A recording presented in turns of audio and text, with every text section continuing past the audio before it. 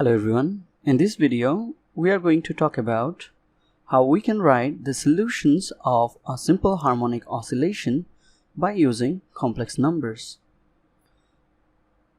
Now, as you are familiar with what complex number is, I will give a very brief review of complex numbers. So, if z is a complex number, we know that it can be written as x plus iy, where both x and y are real numbers, and I is defined as square root of -1. Now, this complex number can be represented by using the Argand diagram. So, this is an Argand diagram where this horizontal axis is the real axis, which contains the real portion of the complex number, and this vertical axis, we call this the imaginary axis. This axis contains the imaginary component of this complex number. Now, in this complex plane, if we have a point, say this one, whose coordinate is x, y, then this point will represent this complex number. As you can see, its real component is this x coordinate and the imaginary component is this y coordinate. Now, this diagram should look familiar to you. It's very similar to the Cartesian coordinate system. So it looks like that we can represent this complex number by using somewhat similar looking Cartesian coordinate system. So if we can do that for Cartesian, why can't we do that for polar coordinates? Well, we can do that too. So we can actually represent this complex number by polar coordinates also. That is, we can represent this complex number by this portion and this angle. So let's call this distance r and this angle theta. Then this r comma theta also represent this complex number. Okay. Now you can easily find out the relationships between these two expressions of complex numbers. So as you can easily see, we can write down x to be equal to r cos theta, okay, and y to be equal to r sine of theta. So by putting these values here in the form of z, we can find out z to be equal to r cosine of theta plus I r sine of theta. So these two expressions in our case represent the same complex number. Now this r, which we can represent in terms of x and y, to be equal to square root of x squared plus y squared, as you can see from this little triangle, okay, is known as the modulus of this complex number, and theta is known as the argument. Now the polar expression can be rewritten as, if we factor out r, we can write this as cos theta plus I sine theta, okay. Now mathematicians have a short notation for this thing. They call it cis theta, okay.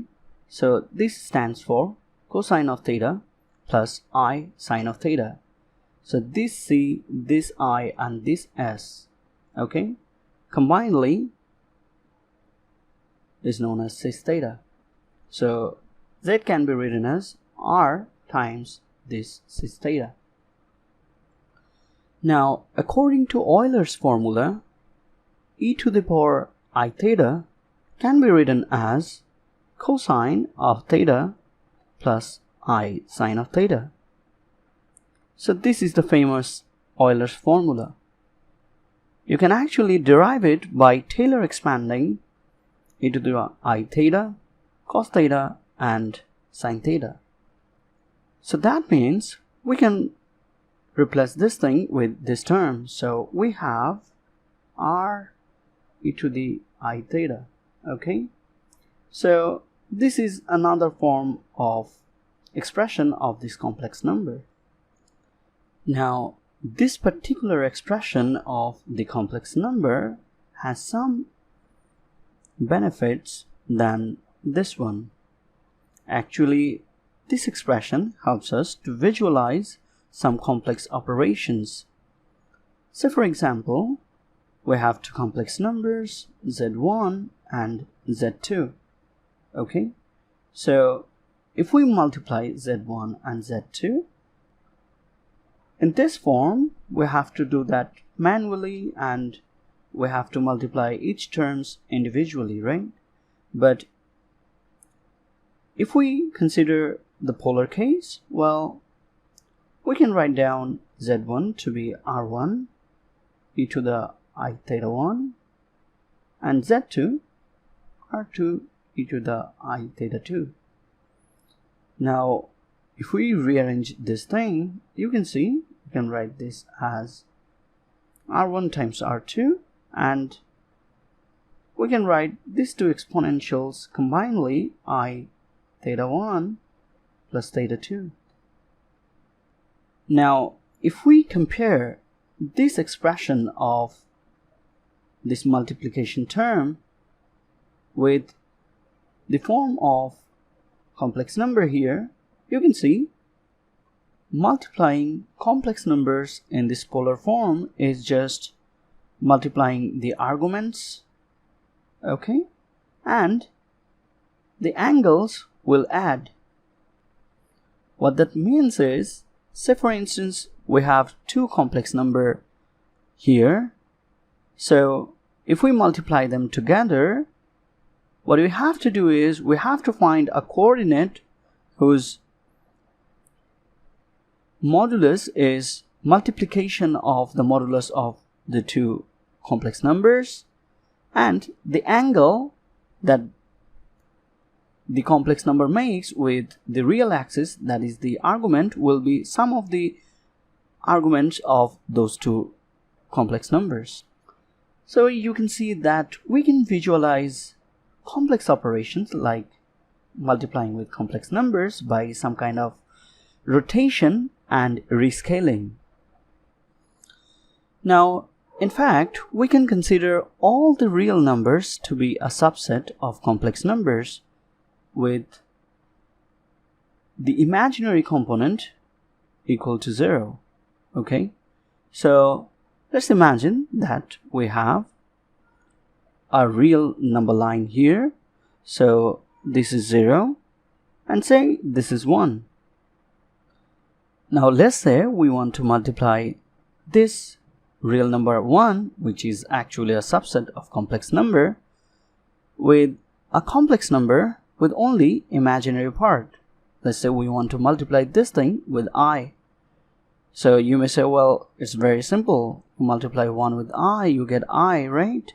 But let's view it from a different angle, okay?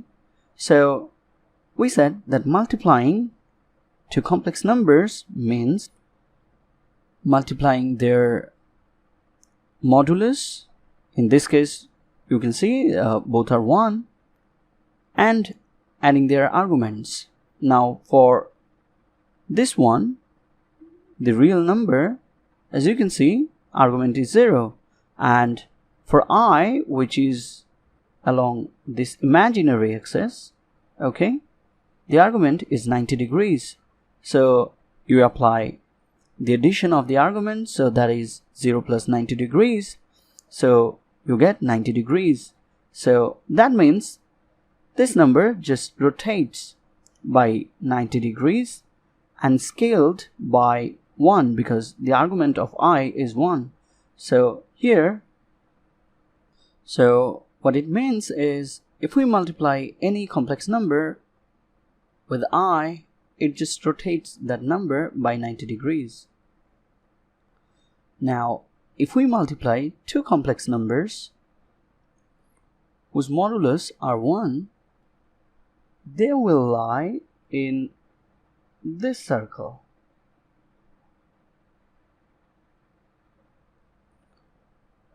Because as their modulus are 1, if we multiply them, the modulus will be 1 again, but their angle will add with each other. So let's say if we have a complex number here whose modulus is 1 and its argument is theta 1, and let's say we have a complex number here whose modulus is again 1 and argument theta 2, so their multiplication would result in another complex number which should lie in this circle again, because this radius is 1 and the angle or the argument of that complex number would be simply just addition of these two angles. We call this circle a unit circle.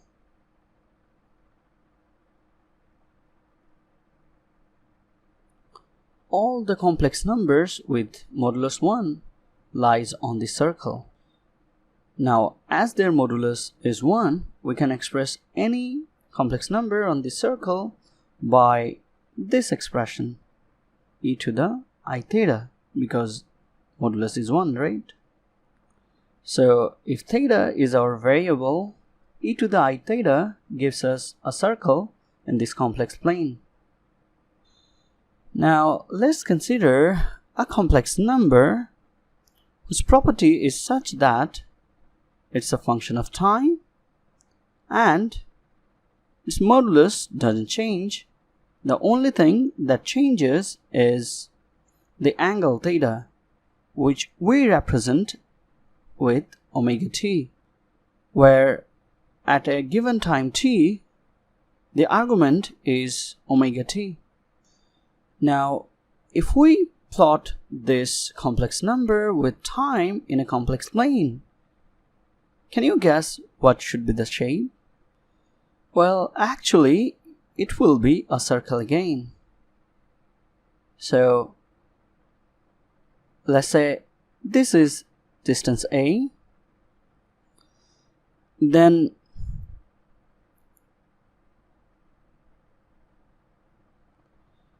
this complex number z will be on this circle at any particular time, and as time goes on, it will traverse this circle at a constant angular speed omega.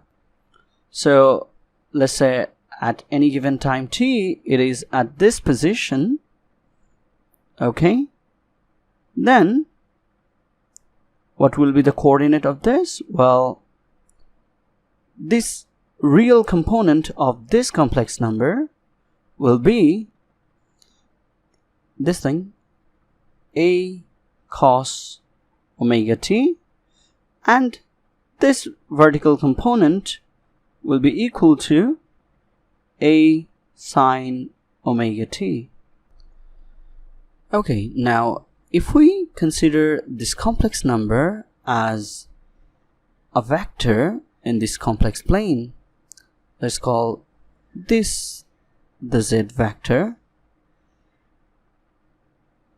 then the velocity of this z vector can be defined as dz dt, which by using this expression and differentiating with respect to t, we get omega a I e to the I omega t. And what about the acceleration of this vector in this complex plane? Well, that will be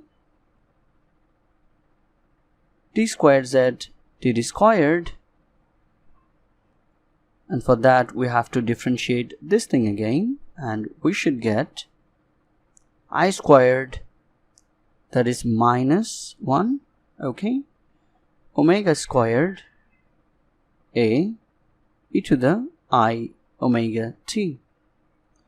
Now this thing is again this complex vector z, okay, so this is equal to minus omega square z.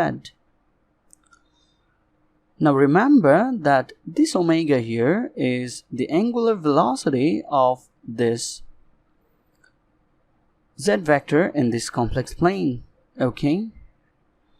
Now as this is a complex acceleration, it should have both a real part and an imaginary part. So let's write this by using its real and imaginary part by expanding this z in the Cartesian form, okay. So what we'll get is minus omega squared this z whose real component is a cos omega t plus the imaginary component I times a sine omega t. Now this portion is the real component of this acceleration of this complex vector here. So that means that the real acceleration, so the real acceleration of this complex number, which is the acceleration of the shadow of this vector on this real axis, okay. So that acceleration from here we can write down to be equal to omega squared a cosine of omega t. And as you can see that this is just the real part of this complex vector, so that means that the acceleration here is opposite to the real component of this complex vector, that is, it is along the origin, okay, and it is proportional to this amount of real projection. So that means while the complex vector is rotating in this plane, its real component along this axis is such that the acceleration here is always directed towards this origin and it is proportional to this real projection. Now this should ring a bell to you, right? This is very similar to the situation where acceleration is proportional to the distance and it is opposite to the direction of the displacement. Well, where did we see that? We saw that in the case of simple harmonic motion. That means when a complex number rotates in a circle like this at some constant angular velocity, its real component actually does a simple harmonic motion on this real axis. So this is how we can relate simple harmonic motion to a circling complex number. But why would we use complex number to describe simple harmonic motion?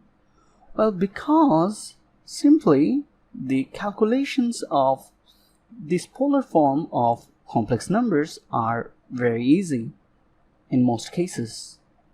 So for the simplification of calculations, we consider simple harmonic motion as a projection of circular motion of complex numbers in complex plane.